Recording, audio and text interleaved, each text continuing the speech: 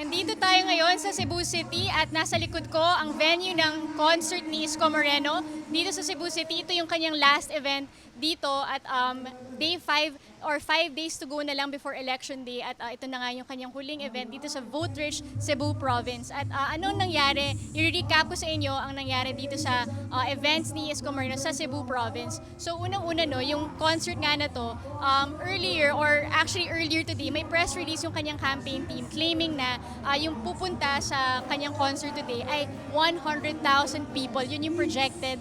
Kaya sinabi na grand rally to that will kind of cap on a high note yung campaign sorties ni Isko Moreno dito sa Visayas. But actually, very much less than 100,000 people showed up, which was a disappointment, I'm sure, to certain people. And of course, if you could really see yung 3rd Avenue dito sa bandang harap ng Robinson's Galleria, hindi siya napuno. In fact, yung parang TV screen or audiovisual screen sa gitna ng venue ng kalsada, hindi umabot doon yung crowd.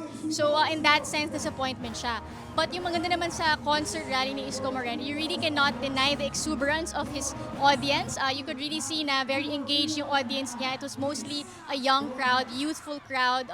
Maybe some of them are not even voting age, but you could definitely see na may exuberance and excitement, may connection yung mga tao dun sa two joints niya, yung kanyang messaging na parang maiba naman and iba naman from Pula and from the other political camps. Maganda rin yung event kasi pumunta, dumalo ang kanyang 3 eldest children, si Francis, Patrick at si Joaquin Domagoso. At very interesting kasi they were actually singing and performing on stage and hyping up the crowd. So that was really fun to watch. But also, another highlight of the concert was that all of the artists shown most of them were local artists. So mga Bisaya artists, si Jerica Teodorica, si Range 999, O Caraga. So these are bands who may not be very famous in Metro Manila, right? But they are very much popular here in the Visayas. And nandito din si Kurt Fick, who is also really able to work up the crowd and really got a lot of interaction with the crowd. Pumunta rin naman yung mga ilang Manila-based artists who are already endorsing Isko Moreno. For example, nandito si Jimmy Bondoc, who even performed a special song he composed for Isko Moreno. Ang loob isisigaw, ang nais ko'y ikaw. At may performance rin from Quest, isang rapper-singer na perform niya ang Sige Na, isa ring kanta na dedicated kay Isko Moreno. So all in all, no, you could really see the crowd was very excited. Talagang nagto-two joints sila. Alam nila yung mga sinasabi ni Isko, memorize nila yung spiel niya.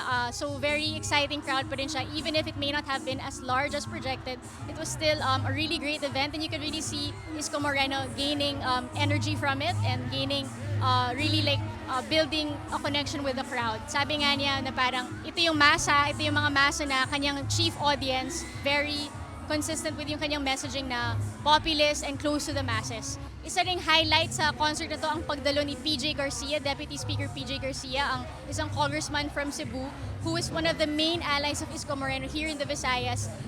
PJ Garcia is also the brother of Cebu Provincial Governor Gwen Garcia, and what's really interesting about PJ Garcia is he stuck with Isko Moreno even if his party, One Cebu, decided to endorse Bongbong Marcos for president. So very rare to see that kind of loyalty in Philippine politics, but there you go.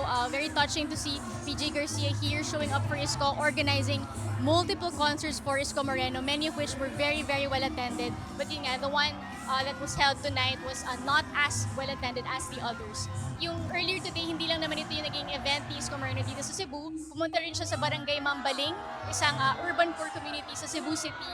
At doon siya nag-town hall, marami rin pumunta doon. At isang significant area yun for him because back in November 2021, Isko Moreno actually gave some assistance to the families there na na-affect ng sunog doon. So nagbigay siya ng 10,000 pesos to over 900 families doon sa Mambaling. At you can really see na kanina very warm ang welcome sa kanya and very warm din ang kanyang pakikitungo sa crowd. Sinabi nga niya na parang at home daw siya. Kaya mo, pahinga kami dahil mamaya sana maghahanda kami.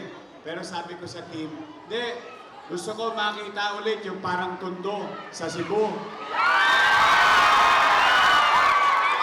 Alam niyo bakit?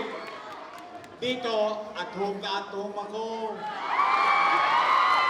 Amuhin mo yung katabi mo. Ganyan din ang amoy ko dati. Pareho na.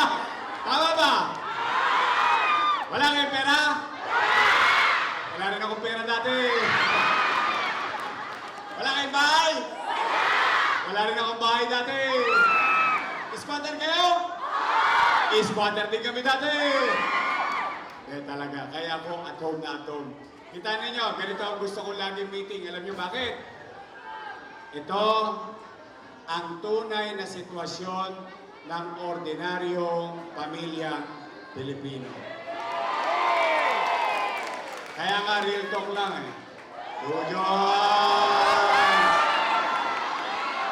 Chill-chill lang. So, ganung klaseng crowd kasi parang tondo lang daw yung mambaling kasi nga urban poor community, parang marami siyang sinasabi na experiences of being urban poor na nakaka-relate yung mga tao na nakikinig sa kanya. May awa ang Diyos! May awa ang Diyos! Sa tulong ninyo! Sa tulong ninyo!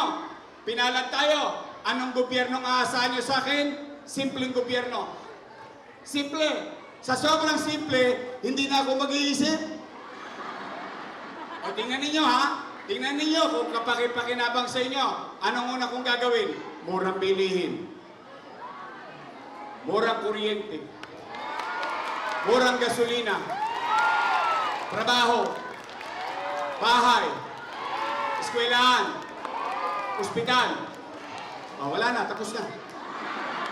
Uwihan na. All in all, no, it was still a very eventful Cebu visit, and we know that this will be his last stop in Cebu because 5 days to go to elections. The next day, he is heading to Leyte to continue his Visayas leg. But so far, we will be seeing more of him in the next few days going around the other parts of the country, notably in Luzon, as a last bit stretch, home stretch effort to gain more votes for Election Day, May 9. So again, that was a recap of what happened here in Cebu. Dito sa vote-rich province na Cebu, alam natin na there are over 3 million voters here, kaya very important battleground ang Cebu para sa lahat ng mga presidential candidates. Pierre Nada, Rappler, Cebu City.